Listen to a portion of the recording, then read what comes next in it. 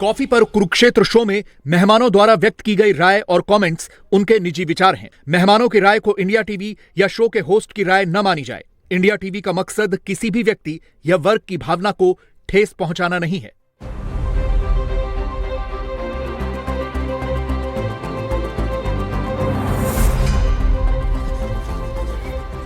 नमस्कार, बहुत स्वागत आप सभी का। आप देख रहे हैं आपका प्रोग्राम कॉफी पर कुरुक्षेत्र। मैं हूं सौरभ, आपके साथ रोज की तरह। आपका प्रोग्राम जब बातें करते हैं बिल्कुल खुल्लम खुल्ला वो बताते हैं आपको जो कोई और नहीं बताता। पहले आपको होली की बहुत बहुत बहुत शुभकामनाएं। आपकी रंग तो हो गया होगा, तो बहुत उम्मीद करता हूं बहुत आनंद रहा हो आप सभी को।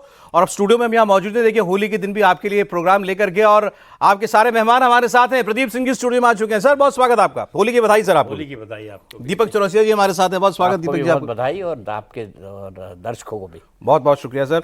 और आज के खास मेहमान हमारे वो हैं मोहम्मद फैज खान साहब। बहुत स्वागत खान साहब आपका हमारे प्रोग्राम में। मुस्लिम राष्ट्रीय मंच के गौ सेवा प्रकोष्ठ के राष्ट्रीय संयोजक हैं। मैंने जो बोला और जो आप देख रहे हैं उसमें मेल नहीं लगता होगा, लेकिन है मेल है। तो इनकी, अरे भाई, बड़े मजेदार आदमी हैं। और मैंने तो शो से पहले सर इनसे आधा घंटा बात की। मेरे तो बहुत सारे जाले साफ हो गए, सच बता रहा हूँ आपको। खान साहब, पहले सर होली की बधाई दे दूं कि नहीं दूं? बहुत बहुत बधाई हो।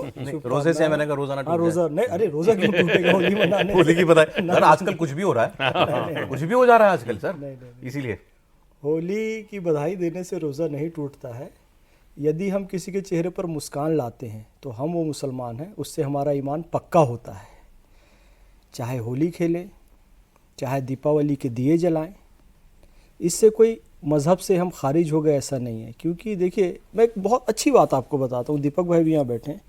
देखिए, इस्लाम को देखा जाता है बाबर ज़हीरुद्दीन के दृष्टिकोण से। इस्लाम को भारत में देखा जाना चाहिए ख्वाजा मोइनुद्दीन चिश्ती की दृष्टि से, हज़रत निज़ामुद्दीन की दृष्टि से। तो आप देखेंगे कि ख्वाजा मोइनुद्दीन चिश्ती की दरगाह में आप जाएं तो वहाँ चावल बनता है, भगवे रंग का प्रसाद बनता है। ख्वाजा गरीब नवाज पूरी ज़िंदगी भगवे रंग का वस्त्र ही पहनते रहे। कभी जो लोग देख रहे हैं ना, मैं उनको भी कह रहा हूँ, कभी चिश्ती रंग सर्च करना तो भगवा रंग आएगा। तो ये डिस्प्यूट ख़त्म हो जाएगा कि भगवा हिंदुओं का है और हरा मुसलमानों का है। ख्वाजा साहब ने डिस्प्यूट ख़त्म किया। अच्छा, रंग लगाने से हमारा ईमान इसलिए नहीं जा सकता कि आप देखें, अपने हज़रत वारिस अली शाह बाराबंकी में दरगाह है उनकी, हर साल होली मनाई जाती है। हज़रत निज़ाम होली बनती है, होली बनती है। आप गूगल में सर्च, रंग खेलते हैं, गुलाल खेलते हैं, भरपूर हिंदू मुसलमान सब खेलते हैं। हज़रत निज़ामुद्दीन औलिया की दरगाह में बसंत पंचमी आज 800 साल से मनाई जा रही है। वहाँ पर दीपावली के दिए हम लोग जाते हैं हर साल जलाने के लिए। और अब इसका प्रैक्टिकल एस्पेक्ट भी सुन लीजिए। 70% से ज़्यादा रंगरेज, जो वो हज़रत अमीर खुसरो ने गाया ना कि बल बल जाऊँ मैं तोरे रंग रजवा, अपनी सी रंग दीनी रे मुझसे नैना मिलाई के।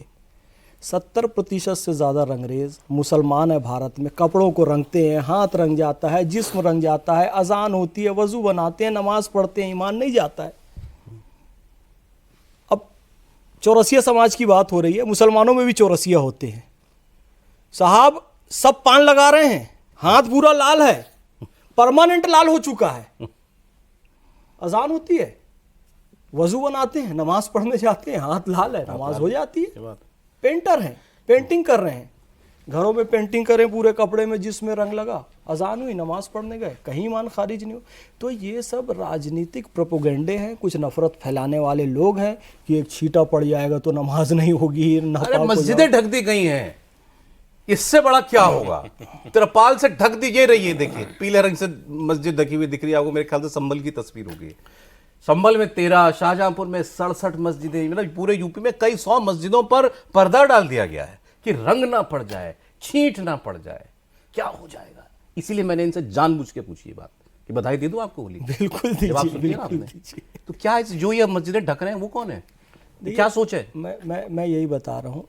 इसी विषय को लेके मैं आगे आपको बताऊँ। मैं अपने मोहल्ले की बचपन की एक घटना आपको बताता हूँ। हम जहाँ रहते हैं ना, शंकर चौक वो है, नया पारा में शंकर चौक, रायपुर छत्तीसगढ़। शंकर चौक में हम जहाँ रहते हैं, बाजू में मम्मा भाई और रहमान भाई।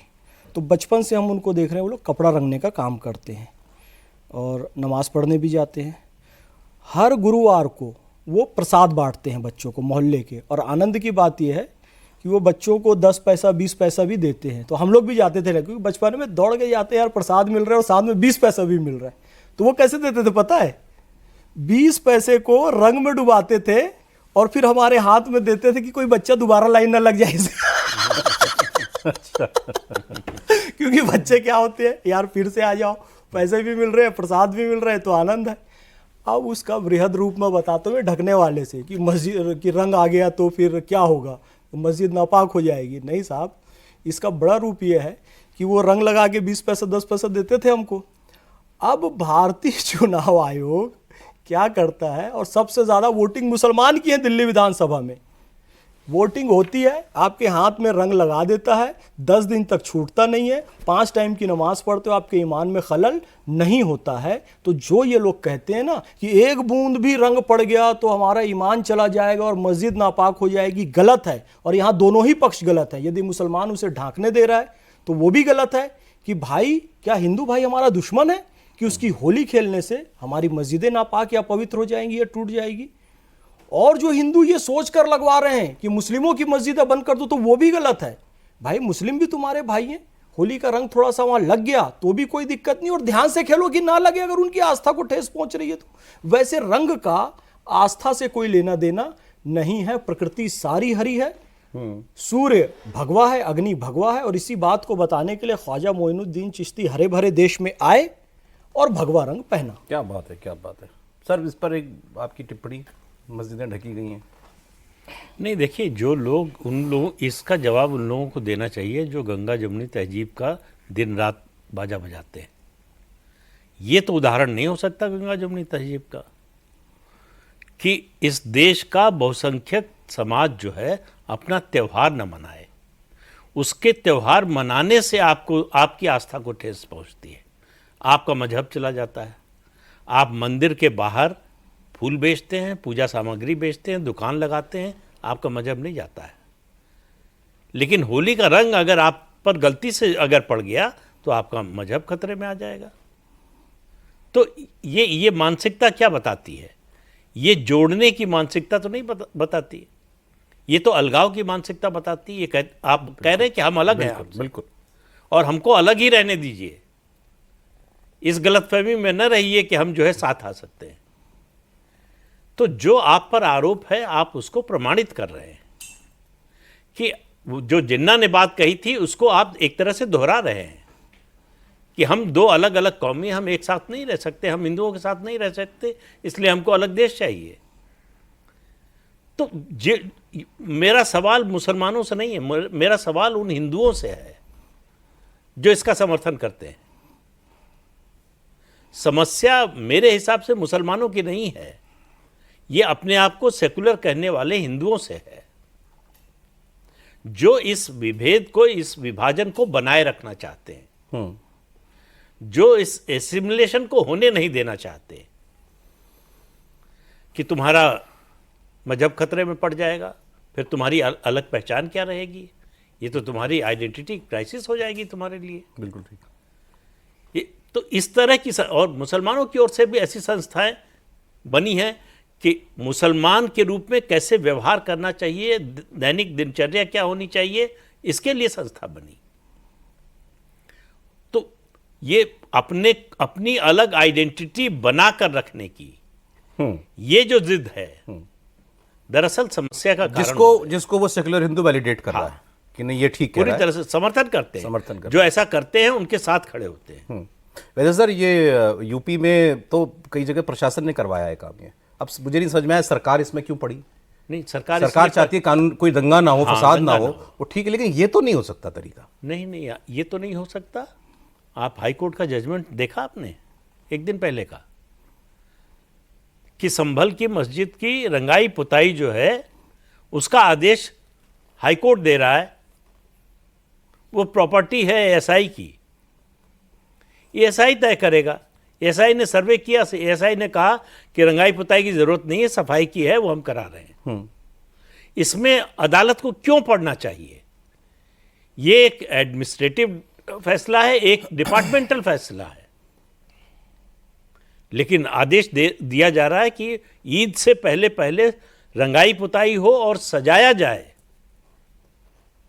आपने कभी सुना किसी मंदिर के बारे में अदालत से ऐसा फैसला हुआ हो कि इस मंदिर की हालत बड़ी खराब हो गई है, इसकी मरम्मत कराइए, रंगाई पुताई कराइए, और ये फला त्योहार आ रहा है, इसके लिए सजावट होनी चाहिए? तो ये जो वही सेकुलरिज्म का जो भूत बिठाया गया दिमाग में, उसी का नतीजा है ये सब। ठीक है सर। लेकिन फैज साहब आए हुए प्रोग्राम में, तो मैंने किसी ने कहा कि एक राष्ट्रवादी मुसलमान आपके प्रोग्राम में आ रहे हैं। मैंने कहा राष्ट्रवादी मुसलमान सरकारी मुसलमान है।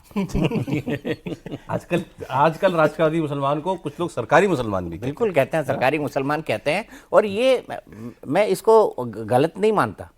अरे भाई, अगर आप सही को सही और गलत को गलत कह रहे हैं, मैं सिर्फ एक बात जानना चाहता हूँ, और मैंने कई बार ये जो मुस्लिम हार्डलाइनर्स होते हैं उनसे सवाल पूछा है। मैंने बोला, मोदी जी ने कहा सबका साथ, सबका विकास, सबका विश्वास, सबका प्रयास, ठीक है, तो जो सबका साथ सबका विकास हुआ उसमें क्या मुसलमानों को छोड़ा गया? क्या गैस का सिलेंडर नहीं मिला? क्या आपको उज्जवल क्या ये तो घर नहीं सेटल्ड मिला? बात है, उसमें कोई भेदभाव नहीं है। चलिए मैं आगे इस बात पे एक बात चल, वो कहते हैं कि नहीं, हमको सुविधाएं नहीं चाहिए, हमको सम्मान चाहिए।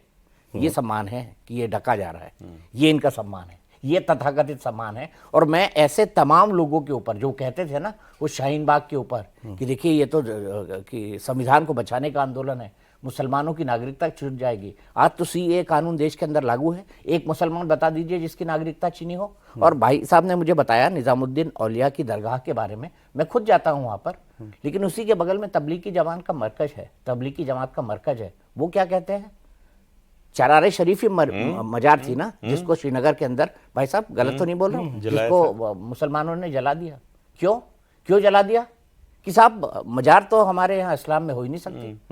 तो ये जो तथाकथित कट्टरपंथ की सोच है ना, इनके हिसाब से इनका मजहब 24 घंटे से में 25 घंटे खतरे में है। दिन में 24 घंटे होते हैं, ये 25 घंटे खतरे में है, और ये इसी का परिणाम है। और आज आपको ये तस्वीरें दिखाई दे रही हैं, आज ये तस्वीरें नोटिस हो रही है। दुनिया भर में छपेंगी सर, पता नहीं सौरभ, लेकिन इसकी जो बुनियाद है इसमें जाना पड़ेगा।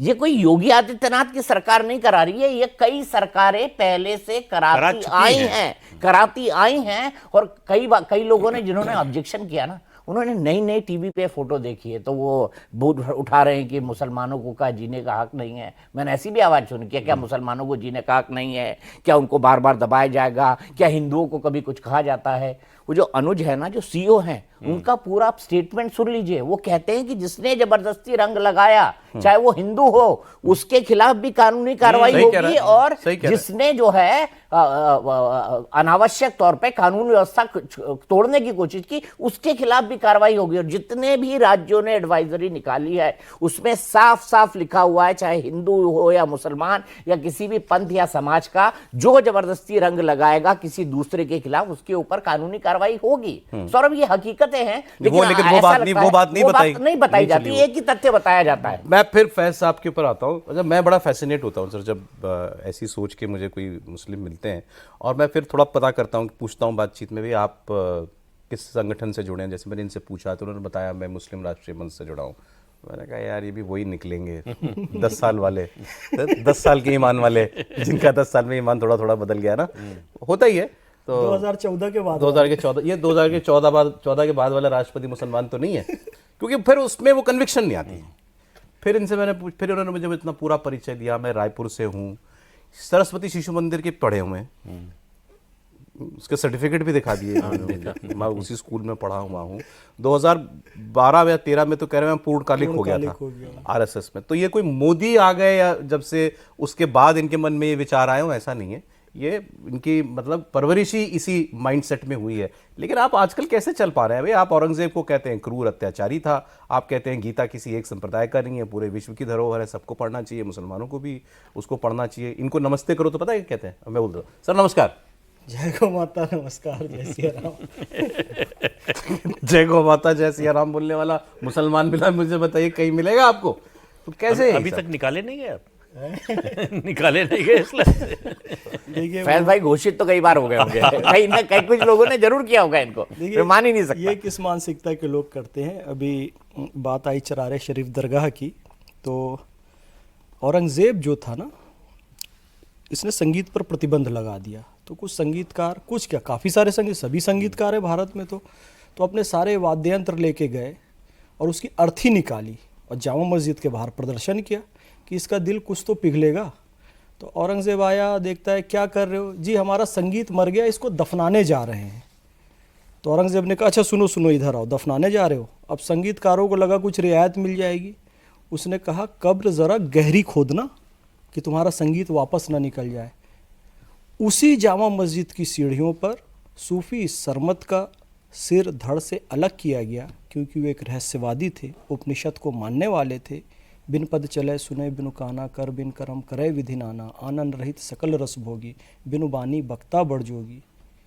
इस विचारधारा को मानने के कारण, उपनिषद को मानने के कारण, दारा शिकोह का समर्थन करने के कारण उनका सर धड़ से अलग किया गया। और उसकी क्रूरता की कहानी आज भी जामा मस्जिद की सीढ़ियों पर है। पूर्वी दरवाजे में जाइए तो सूफ़ी सरमत की मज़ार आज भी वहाँ पर है, वहाँ पर लिखा हुआ है। तो ये विचारधारा के लोग हैं, सूफ़ियों के साथ यही अत्याचार करते हैं। और चरारे शरीफ में औरंगज़ेब की विचारधारा के लोगों ने ही ये काम किया।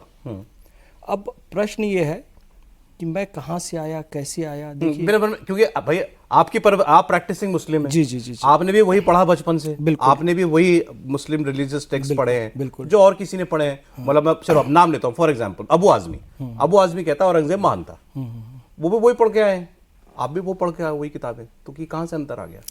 देखिए, एक तो प्रारब्ध होता है कि अल्लाह किसी को चुनता है प्रेरणा देने के लिए। तो मैं बिल्कुल ये कहता हूँ कि भगवान ने, ईश्वर ने, अल्लाह ने, या फिर वो कहें कि वसुदेव सुतम देवम कंस चाणूरमर्दनम देवकी परमानंदम कृष्णम वंदे जगत गुरुम, उसे जगत गुरु का नाम दे दीजिए, कृष्ण का नाम दे दीजिए, अल्लाह का नाम। मेरा प्रारब्ध था, उसने मुझे चुना कि एक सही कार्य आप कीजिए, एहदिना सिरातल मुस्तकीम, सीधे रास्ते पर चलिए, महाजनों येन गतः सपन था, जो महापुरुषों ने मार्ग दिखाया उस पर चलिए। तो महापुरुषों का मार्ग क्या है?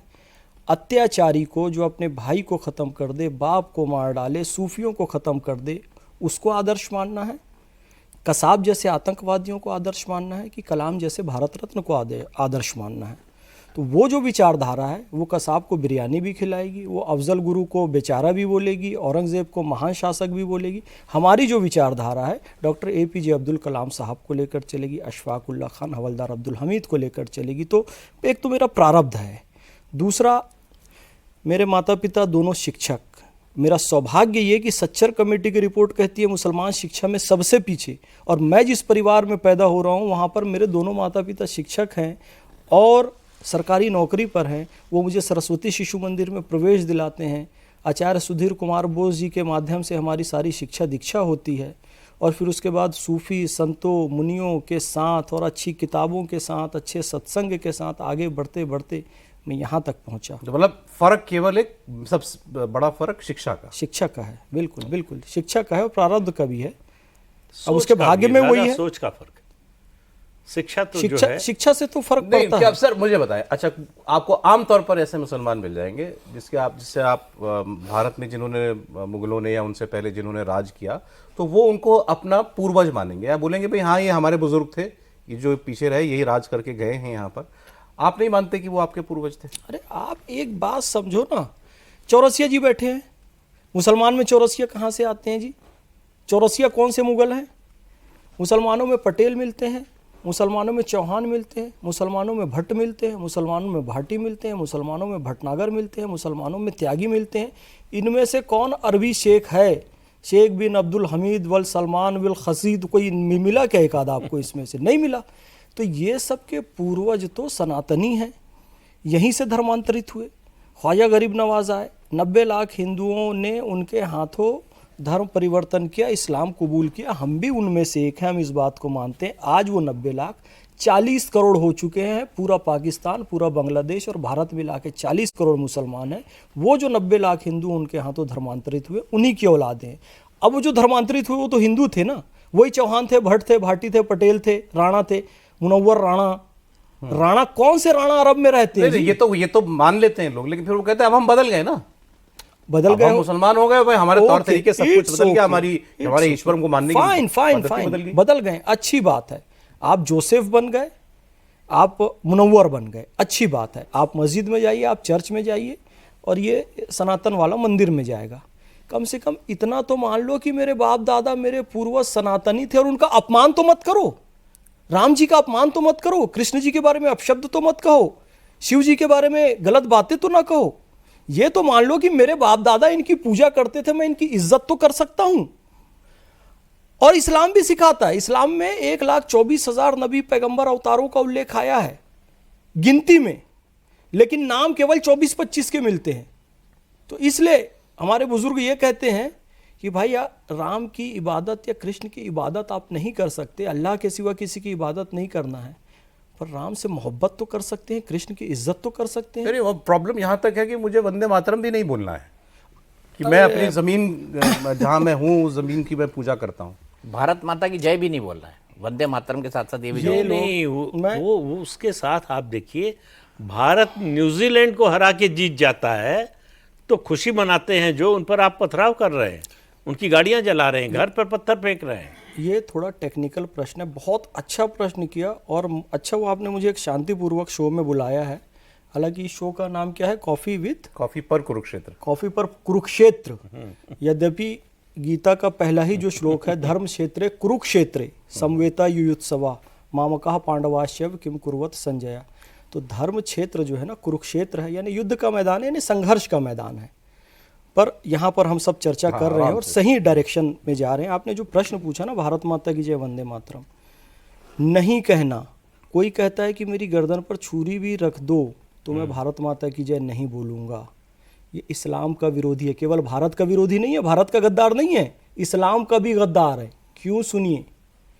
क्योंकि पैगंबर हज़रत मोहम्मद के दादा अब्दुल मुतल्लिब के पास काबा की सुरक्षा की जिम्मेदारी थी। काबा पर जब हमला हुआ ना, तो पहला पत्थर पैगंबर हज़रत मोहम्मद ने उठाया कि कोई मेरी जन्मभूमि पर कब्जा करेगा, हमला करेगा तो मैं उसका सर फोड़ दूंगा। देशभक्ति पैगंबर हज़रत मोहम्मद सल्लल्लाहु अलैहि वसल्लम में थी। और जो कहते भारत को माँ नहीं बोले, तो सुन लीजिए, उम्मुल कूरा शब्द आया है कुरान शरीफ में। मक्का शहर को माँ के शब्द से संबोधित किया गया है। सभी शहरों की माँ मक्का, उम्मुल कूरा, यानी भूखंड को माँ कुरान शरीफ भी कह रही है। हम क्या कह रहे हैं, हम भी तो यही कह रहे हैं ना, अपि स्वर्णमयी लंका नमे लक्ष्मण रोचते जननी जन्मभूमिश्च स्वर्गादपि गरीयसी। तो कुरान शरीफ भी भूखंड को माँ कह रहा है, और सनातन हिंदू धर्म का वाल्मीकि रामायण भी यही कह रहा है कि जननी और जन्मभूमि स्वर्ग से भी महान है। पैगंबर हजरत मोहम्मद सल्लल्लाहु अलैहि वसल्लम भी अपनी जन्मभूमि के लड़ रहे हैं, और राम जी भी कह रहे हैं मुझे अपनी जन्मभूमि में जाना है। अब उम्मुल किताब भी शब्द कहा गया है, यानी किताब को भी माँ का दर्जा दिया गया है। कुरान शरीफ के जो पहला सूरा है ना, सूरह फातिहा, उसे कहा गया है उम्मुल कुरान, यानी कुरान शरीफ की माँ वो सूरा है, यानी कि किताब को आपने माँ कहा। सनातन हिंदू क्या कहता है, सरस्वती क्या है, माँ। विद्या माता। या देवी सर्वभूतेषु विद्या रूपेण संस्थिता नमस्तस्यै नमस्तस्यै नमस्तस्यै नमो नमः। इस्लाम भी कुरान शरीफ के एक सूरे को, विद्या को माँ कह रहा है, सनातन वाला भी माँ कह रहा है, सरस्वती माँ कह रहा है। अब आइए, उम्मुल मोमिनीन, पैगंबर हजरत मोहम्मद सल्लल्लाहु अलैहि वसल्लम की पत्नियों को उम्मुल मोमिनीन यानी सभी मोमिनों की माँ कहा गया है, यानी स्त्री को भी माँ कहा गया। और सनातन क्या मानता है, सर्वमंगल मांगल्ये शिवे सर्वार्थ साधिके शरण्ये त्र्यंबके गौरी नारायणी नमोस्तुते। ये भी स्त्री को देवी मान रहा है, माँ मान रहा है। तो किताब को भी माँ, इस्लाम में भी सनातन में भी, भूखंड को भी माँ, इस्लाम में भी सनातन में भी, और स्त्री को भी माँ, इस्लाम में भी सनातन में भी। तो ये जो अशिक्षित लोग हैं ना, जिन्होंने कभी अध्ययन किया ही नहीं, वो ऐसी जाहिलाना बात करते हैं कि भारत माता कहने से और वंदे बड़े बड़े मौलाना कहते हैं चला सर, जाएगा। वो भी वही कुरान पढ़े। आपने कोई और ट्रांसलेशन पढ़ी है क्या? मैंने सेम पढ़ा है, वो गहराई में जाते नहीं है। पैगंबर हजरत मोहम्मद सल्लल्लाहु अलैहि वसल्लम ने हिरा की गुफा में ध्यान लगाया, पहला शब्द आया इकरा। इकरा यानी कि पढ़ो। सच्चर कमेटी की रिपोर्ट करिए, मुसलमान पढ़ने में सबसे पीछे। तो दोष हम मुसलमानों को हुआ ना कि अपने पैगंबर की बात को नहीं मान रहे। और आगे ये आया, पढ़ो इकरा बिस्मी रब्बिकल लज़ी खलक, अल्लाह की कसम दी गई कि पढ़ो अल्लाह के नाम पर, फिर भी नहीं पढ़ रहे हैं। सर अब ये जो बात हमने इस प्रोग्राम में भी किया, आज ये बैठे हैं इसलिए जिक्र दोबारा छेड़ रहा हूँ। अब ये इस बार जैसे मस्जिदों का ढकने का मामला हुआ या औरंगजेब वाले विवाद, अब ये रह कर ये सब बातें आती हैं। लोग कहते हैं 10 साल पहले नहीं होता था यार, ये 10 साल में माहौल खराब हो गया है। तो ये 10 साल में मुसलमान क्या, वो ये भी कहते हैं कि देखो 10 साल में हिंदू कट्टर हो गया, हिंदुओं के अंदर आप कट्टरपना भर रहे हो ये माहौल बना करके। तो क्या है सर सच्चाई, हिंदू कट्टर हो रहा है, मुसलमान और कट्टर हो रहा है? भाई औरंगजेब ने 1666 में होली और दिवाली बनाने पर रोक लगा दी थी। जाटों के जो रीति रिवाज थे, कर्मकांड था, उन पर रोक लगा दी थी। तो स्वामी समर्थ गुरु और जो गोकुल जाट, बड़ा नाम है गोकुल जाट का, तय किया कि इसके विरोध में खड़े होंगे। कहा सारे त्यौहार मनाए जाएंगे, मालगुजारी नहीं देंगे। 5 महीने युद्ध चला। आखिर में औरंगजेब को आगरा से मथुरा आना पड़ा और वो जीतने वाले थे। जाटों की जो सेना थी, तब तक दूसरा उनका सेनापति आ गया औरंगजेब का, तोप वगैरह लेकर। हार गए, कैद हो गया वो। आगरा कोतवाली के चबूतरे पर बांधकर खड़ा किया गया। औरंगजेब सामने बैठा। उसने कहा एक मौका और देते हैं, इस्लाम कबूल कर लो, जीवन दान दे देंगे। तो हंसते हुए गोकुला जाट ने कहा अपनी बेटी से शादी कर दो, इस्लाम कबूल कर लूँगा। उसके बाद एक एक अंग उसका काटा गया, खून का फवारा छूटा। उसी के नाम से फवारा है आगरा में। तो गोकुला जाट कट्टर हो गया था। आप कितना अत्याचार करेंगे? 1996 में अटल जी की 13 दिन की सरकार जा रही थी, संसद में भाषण हो रहा था। तो बीच में भाषण में किसी ने 1992 का जिक्र किया, अयोध्या का, कि ढांचा गिरा दिया। तो उन्होंने कहा कि एक तरफ की सांप्रदायिकता, कट्टरता जब एक्सट्रीम पर चली जाएगी तो दूसरी ओर से रिएक्शन होना तय है। 6 दिसंबर को जो हुआ उसी के कारण हुआ। वीएस नैपॉल की किताब है वुंडेड सिविलाइजेशन, हिंदुओं के लिए लिखा है। उन्होंने कहा कि 6 दिसंबर को जो हुआ उस पर कोई अफसोस नहीं करना चाहिए। मंदिर तोड़कर मस्जिद बनाई गई थी, फिर से मंदिर बनने जा रहा है, ये खुशी का मौका है। उन्होंने कहा कि हिंदू जो हैं एक घायल सभ्यता है, वुंडेड सिविलाइजेशन, लगातार उन पर हमला हुआ है। आप व्यक्तियों को मार देते, हिंदू का गला काट दिया, मार दिया, वो एक अलग बात थी। आपने मंदिरों पर हमला किया, मूर्तियां तोड़ी, और मूर्तियों को, आपने तोड़ी हुई मूर्तियों को सीढ़ियों पर लगाया कि पैर रख के जाना है। तो किस लिए? आप ये कह रहे थे कि जिनको मानते हो कि बड़े सर्वशक्तिमान हैं, तो आए बचा लें अपने को या तुमको बचा लें। यही शब्द मऊ में बोले गए। मऊ में अभी जो हुआ, एक महिला से कहा गया गाड़ी जला रहे हैं तुम्हारी, बुलाओ अपने भगवान राम को, बचा लें। ऐसा रिपोर्ट हुआ। तो ये मानसिकता का सवाल है। वो जो औरंगजेब की मानसिकता हावी है, वो ये सब करवा आप कह रहे हैं वो आज भी है? आज भी है, और सामने से जो हो रहा है वो रिएक्शन है। तो अभी कुछ दिन पहले का उदाहरण दे रहे हैं आपको, बहुत पुरानी बात तो छोड़ दीजिए। तो हर चीज, अंग्रेजी की एक कहावत है, इवन वर्म टर्न्स, जो कीड़ा भी होता है ना, वो भी एक समय आता है कि पलटकर वार करता है। तो इंसान कैसे नहीं करेगा?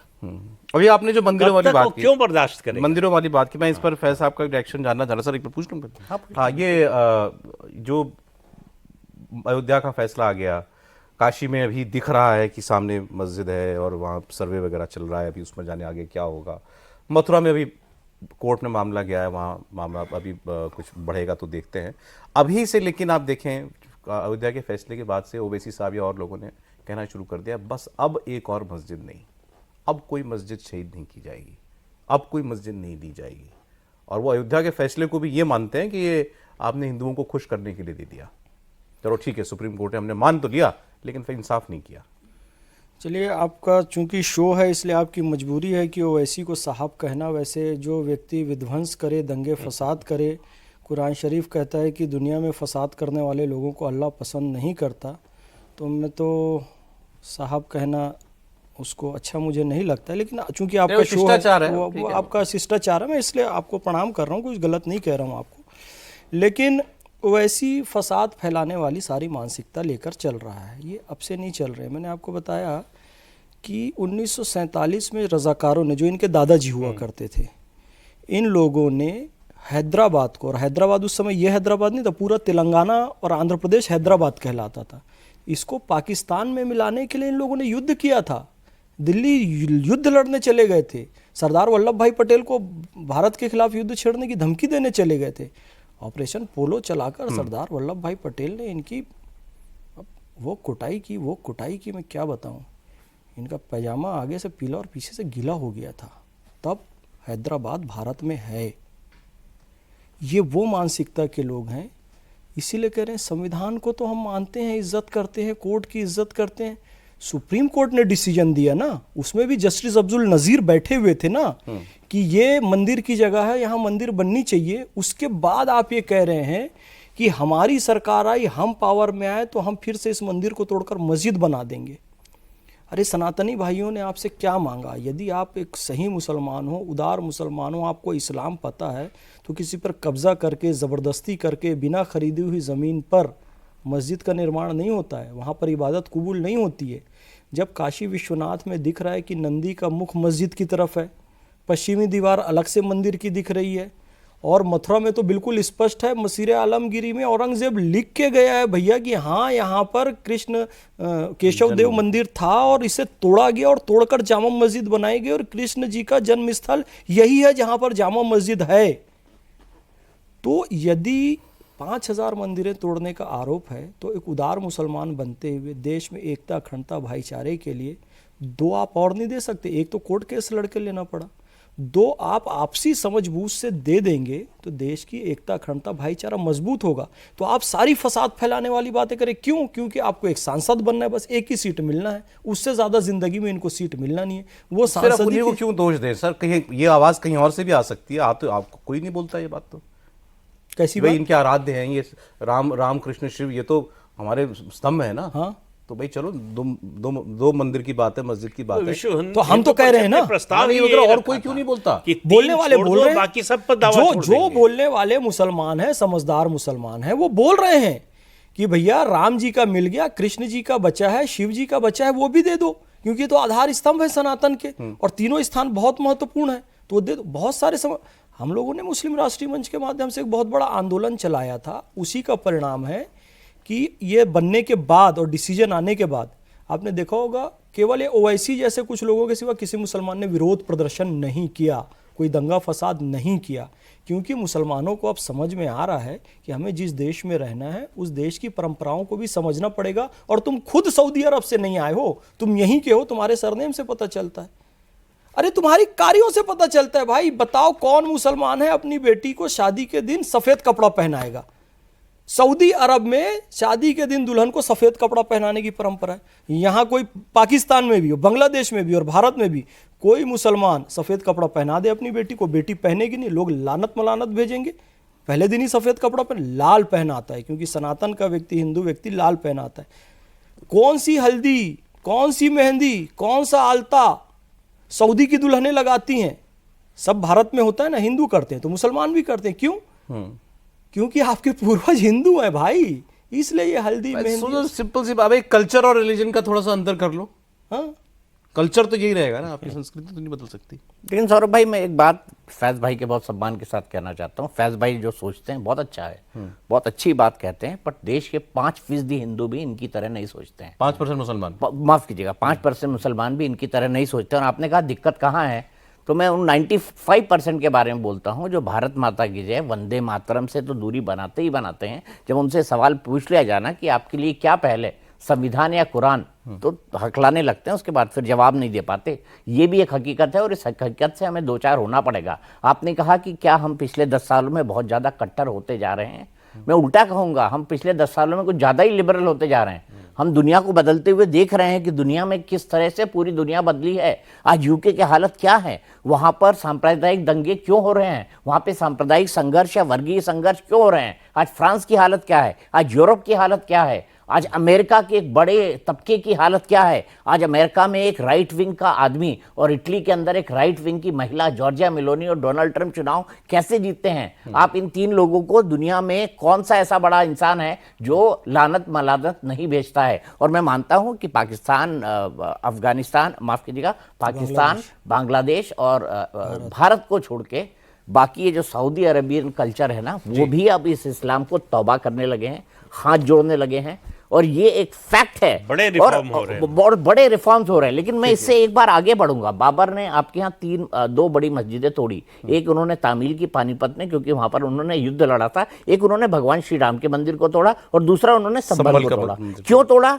क्योंकि जहां पर सबसे पहला अवतार आपका आया और जहां पर अगला अवतार पैदा होना था, आपको उनके मूल चेतना पर वार करना था। और ये वार तब से लेकर आज तक चला आ रहा है और उससे पहले भी स्लेव डायनेस्टी में भी चला था और आज भी ये चल रहा है। एक बात इन्होंने कही कि आप जो हिंदुओं के आराध्य हैं उनकी आराधना नहीं कर सकते, सम्मान तो कर सकते हैं। सम्मान तो कर सकते हैं, मोहब्बत तो कर सकते हैं। उतना ही बहुत है, हो सम्मान जाए भी तो। ना करो, अपमान तो मत करो। वही बोल रहा हूं, अपमान तो ना करो। आज सर वक्त इतना था, वैसे इसका एक्सटेंडेड वर्जन होना चाहिए था आज के प्रोग्राम का, लेकिन इतना ही समय था हमारे पास। शाम का वक्त हो रहा है, आपका तो इफ्तारी का समय हो गया। बेशक, क्या इफ्तारी पेश का। किया जाए आपके लिए? अब इफ्तारी का वक्त हो रहा है, कुछ हम खजूर लेते हैं, गौ माता का दूध स्पेशली लेते प्रभु हैं, प्रभु क्योंकि हम गौ सेवक हैं तो गौ माता के दूध से ही इफ्तारी करते हैं। चलिए सर, बहुत अच्छा लगा लेकिन आपसे मिलकर खासा। बहुत धन्यवाद, आप प्रोग्राम में आए हमारे। और बहुत शुक्रिया प्रदीप जी आपका, बहुत धन्यवाद दीपक जी आपका। फिर से एक बार आपको होली की बहुत शुभकामनाएं। आप सबको होली बहुत बहुत मुबारक हो।